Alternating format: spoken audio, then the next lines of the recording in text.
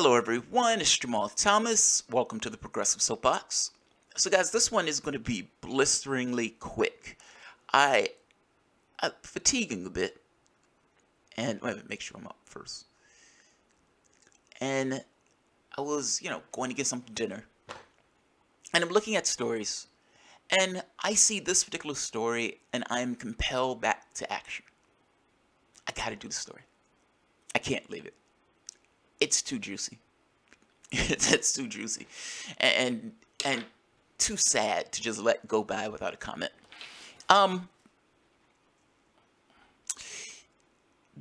Do you remember when the METOO campaign started, where all of these women started coming out the woodwork in the clouds and saying, "Me too. I am a part of this. I am a part of this. I've been touched inappropriately. I've been harassed. People have heckled me. People have touched me inappropriately. These people have rubbed up on me in the workplace. I didn't want this attention. I didn't do anything to deserve this particular attention, and yet I got this attention nonetheless. This attention was unrequited, and in no way was it returned." Me too. This was somewhat of a powerful campaign. I mean, for the longest time, you had women who, for the most part, worked in the shadows, dealing with this level of abuse purely on their own, not believing that the society itself would either back them up, not believing that the company would back them up, and believing that they were suffering this particular thing, knowing that there may have been others, but that they themselves were isolated, and they themselves were alone, and that they themselves didn't have a safe space in which to come out and say, "Me too. Me too." The campaign has been successful in this front. I may take issue with the extremes of the campaign, fair enough, but I think the campaign has a certain degree of merit.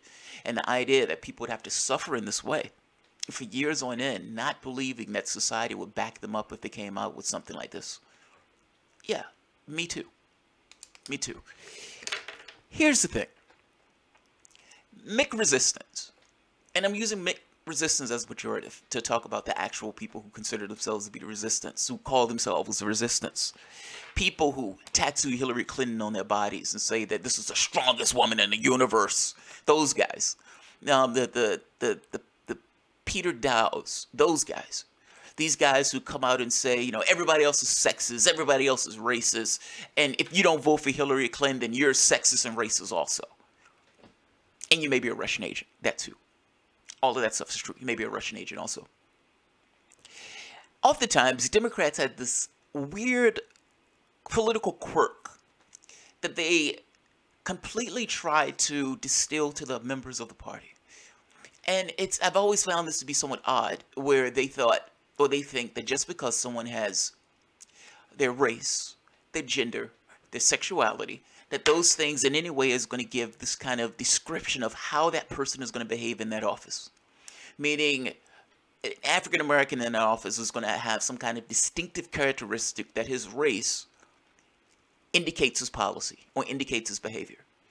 That if that person has a vagina, then that virtue of having that vagina in some way is going to indicate their policy or indicate the way that that person behaves. If that person prefers to use their own equipment, if you know what I mean. If that person prefers their own equipment to, let's say, the equipment from the other team, that in some way is giving some indication into how that person is going to behave in that office. I'm making this point that there is this belief in the way that Democrats separate items of like income inequality, economics, separate these things from identity and take identity as a thing unto itself. So putting a darkie in that office is a win unto itself. Doesn't matter what happens in the office after the person gets in office. Just getting the person in and of itself is a win. Trying to comically get people to believe that the plutocrat that's wearing your skin color, or that has a vagina like you, or prefers your sexuality, that plutocrat in some way has the same goals and aspirations that you as an individual, you as a human being, that is not in any way a plutocrat and will never be a plutocrat. Your interests are not the same. This is an issue of class. This has nothing to do with your identity in this way. Yes, you would hope that somebody who wears a particular skin or has a particular physical feature, that those things would give across a particular degree of experience. But there are things that override those issues of experience. And I would make this case that issues of class override any issue of experience. Now, the reason I'm bringing this up this way is because part of this Me Too campaign has completely went with this idea that Hillary Clinton in some way is some kind of stalwart of this campaign. That she in some way, in some reality, at some point was just fighting for women, and she was punching Donald Trump in the face and kicking sexists in the nuts. And she was out there just fighting on behalf of women as she pushed to bomb one country after the next, killing women and kids.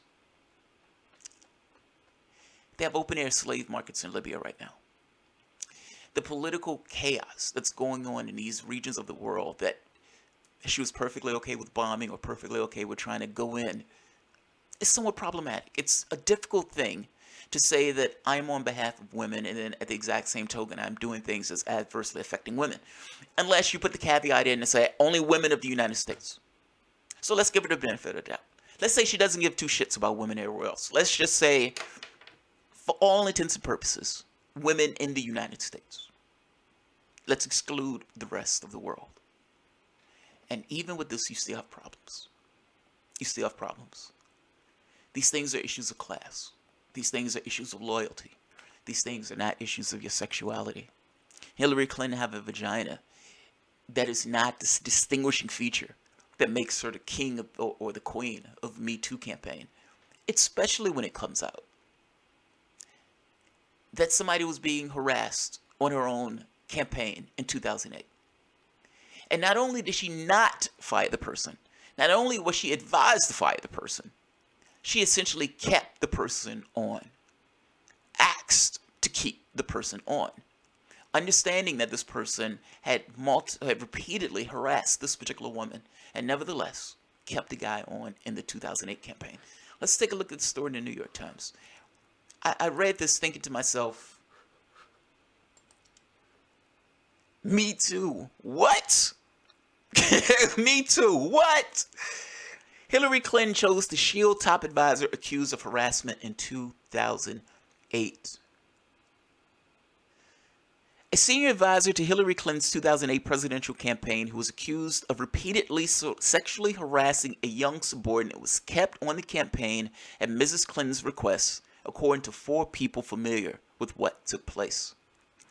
Mrs. Clinton campaign manager at the time recommended that she fire the advisor, Burns Strider. But Mrs. Clinton did not. Instead, Mr. Strider was docked several weeks of pay in order to undergo counseling, and the young woman was moved to a new job. Essentially kept the abuser on. But move the woman. Get her ass out of Dodge. But, you know, still going to keep this guy, keep his job. You're friends of mine. You're friends of the Clintons. So, you're not going anywhere. Mr. Strider, who was Mrs. Clinton's faith advisor. Oh, that's great. That's great. Faith advisor. And was founder of the American Values Network. Oh, another guy who's screaming about his values. This is a guy like Tom Perez, screaming about your values, and nobody knows what your values are. Well, in this particular case, we know those are values. Faith. Faith, I guess people have different ideas of what that means. Mr. Strider, who was Mrs. Clinton's faith advisor, was a founder of the American Values Network. It was a network of people with values. People that matter and people with values. And sent the candidates scripture readings every morning for months during the campaign. Was hired 5 years later to lead an independent group that was supported Clinton's 2016 candidacy, Corrected Record, which was created by a close ally to Clinton, David Brock. Guy sexually harasses woman. Campaign advises that Hillary Clinton fire said guy. Hillary Clinton does not fire said guy, keeps the guy on.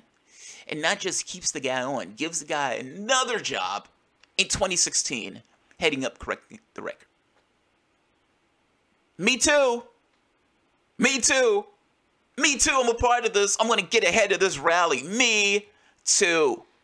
Me too. I'm Hillary Clinton. I scream me too while keeping sexual abusers on staff. That's awesome.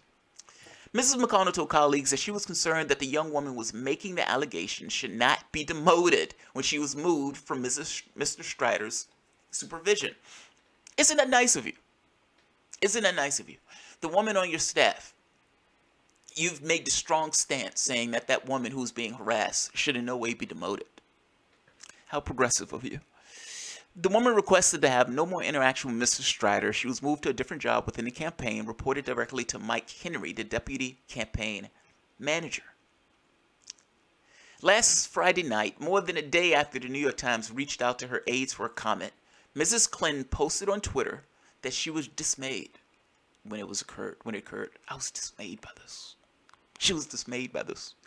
She added that she called the woman on Friday to tell her how proud I am of her and to make sure she knows that all women deserve to be heard. They deserve to be heard. She called the woman on Friday. This story took place in 2008. It is now 2018. Why are you calling this woman on Friday? Why are you calling this woman at all? Do you honestly believe that this woman actually wants to hear from you?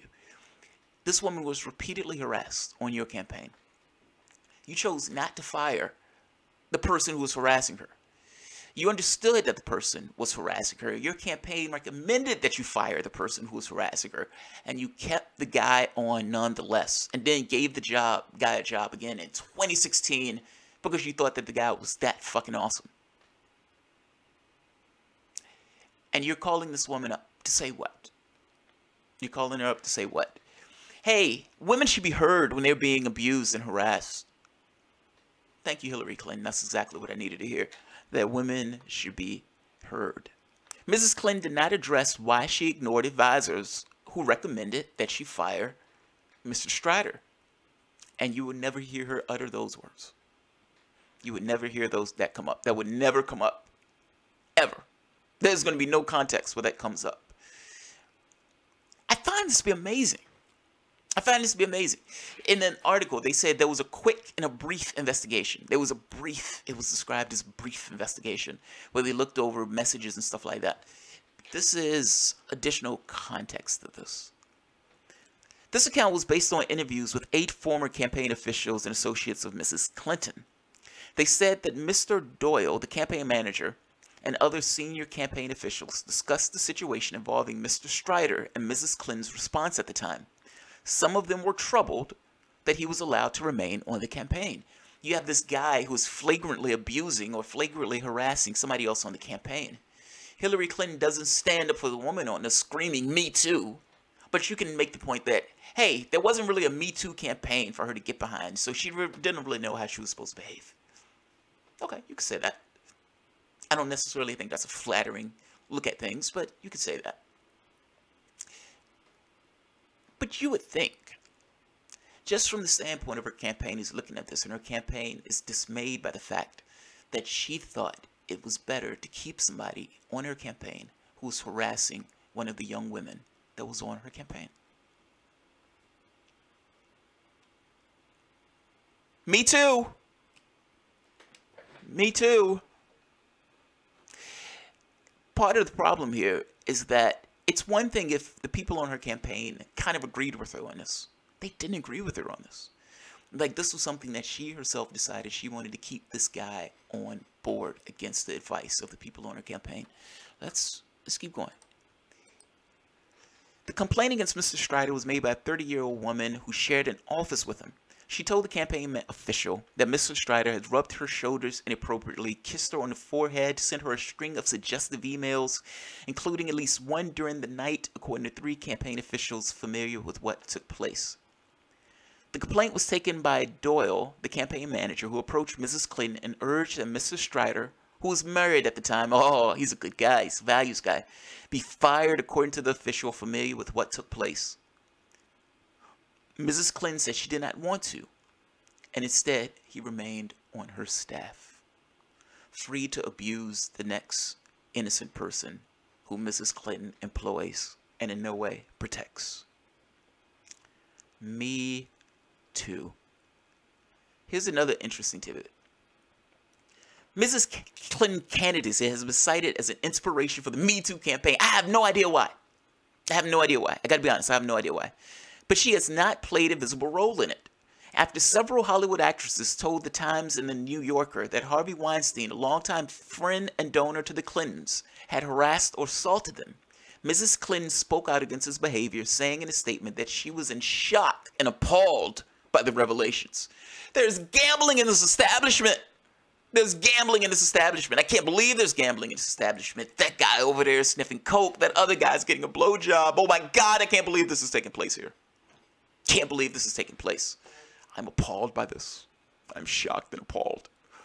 Weeks later, the actress Leah Dunham, one of Mrs. Clinton's most visible celebrity supporters of her 2016 presidential bid, told the Times that she warned two Clinton campaign aides against associating with Mr. Weinstein. I just want you to know that Harvey's a rapist, and this is going to come out at some point, Mrs. Dunham said she told the campaign. Nick Merle, the communications director for Mrs. Clinton, said at the time Mrs. Dunham spoke publicly that she was mistaken. As to claims about a warning, that's something our staff wouldn't forget, he said. They wouldn't forget.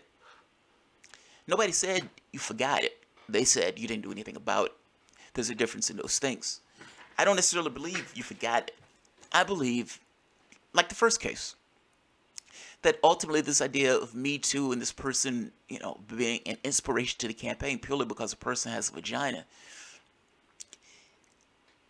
these are issues of class. These are issues of, these are loyalties associated with them. Meaning, they look at these things from the standpoint of loyalties. They look at these things from the standpoint of class. Me Too.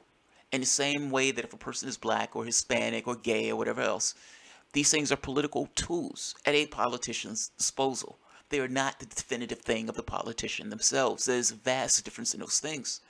Meaning, just because you may look through something from a particular lens, it doesn't mean that everybody else is also looking at it through that lens. As a politician, you would leverage Me Too for your ends. Doesn't necessarily mean that you're going to support all the women in your office, even when those women are being sexually harassed. In this case, the question becomes, did Leah Dunham actually warn the Clinton campaign about Weinstein?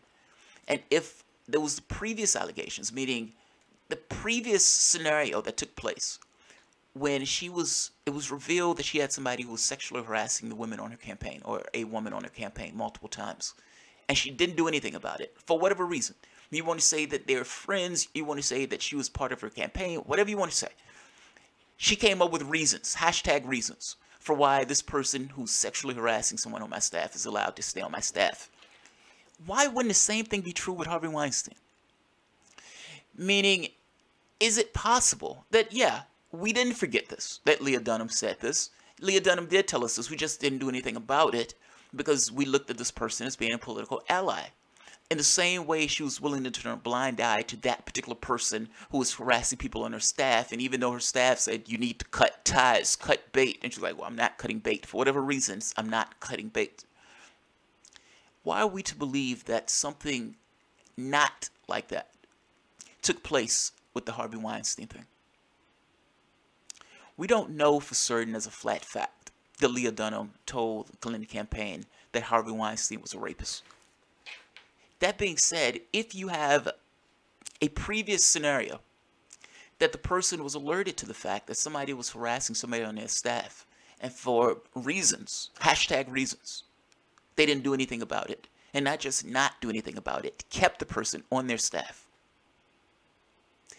Is it that much of a jump of a shark to believe that the person would have taken the same behavior twice? I frankly don't think it is. No, we don't know it as a flat fact. That's true. But we know the first one took place. Why is it so far out of the ordinary that the second took place? I guess I'm making the contention that it's possible that what he's saying is a political statement. We would have remembered something like that. Yeah, you would have remembered something like that. Maybe you do remember something like that. You're just saying it didn't necessarily take place because #reasons. #reasons. So, all right, I'm not going to keep this one. I'm not going to keep this one too long. I guess what I will say, though, is just because someone looks like you, meaning they have your physical characteristics, doesn't mean they are supporting you.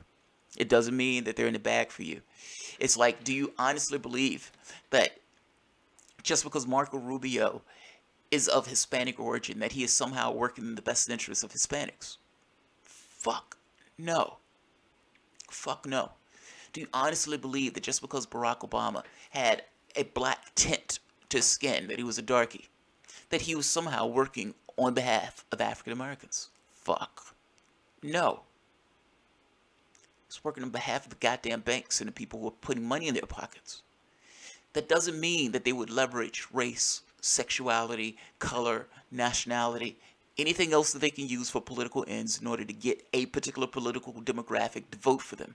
And this is something that Democrats have done with identity to no end. And look, Republicans do it too. So don't misunderstand me on this. I'm saying Democrats have taken this into this kind of fine art form of getting all of these identities to be in this kind of circle jerk, acting as if just because you're putting somebody up that has certain qualities or certain characteristics of those people, or those people who have those qualities and characteristics, that that quality and characteristic is a definitive defining thing of that particular individual. And I'm saying that is laughable. That is nonsense. Just because someone looks like you, just because like they have a vagina, doesn't necessarily mean they're on board with the METOO campaign. It does, however, still means that they are shameless enough to use the fact that METOO is available to them to leverage for political reasons. So, so I'm not going to dwell too much on this one. I did the other two. I just didn't want to let this one go by. Me too. Me too. That's amazing. That's amazing. Look, whether or not there's a certain level of shamelessness to be willing to say, look, that guy is a buddy of mine. He's giving me scriptures. Because he's giving me scriptures, I don't want to get rid of him. Yes, but you understand that he's harassing the employees. Yeah, just move her. Don't demote her, but just move her. Just get her out of here. But you're not worried that he's going to harass somebody else. It's like, me too. Me too. I mean, it's almost as if she's using a statement as a mocking type thing as opposed to actual thing of support. So, alright guys, I am going to end this, let me see. Hillary have a turn at the White House into Jackson Pollock painting. Weinstein's everywhere. That's hilarious. Getting shot versus not getting shot. Dodged one type of bullet to get hit with a slightly lesser bullet. Still not happy. I was shot. Yeah. Yeah, Brom. Yeah. He said the stream is slow and laggy. Alright, so I will post up the video. Alright, so I'll post up the other video. I've always have a backup video to the video that's being posted. So if this one is slow and laggy, I'll put up the other one. Alright, guys. Thank you guys for showing up. You guys have a good one. And I will probably see you all tomorrow. Have a good night, everyone.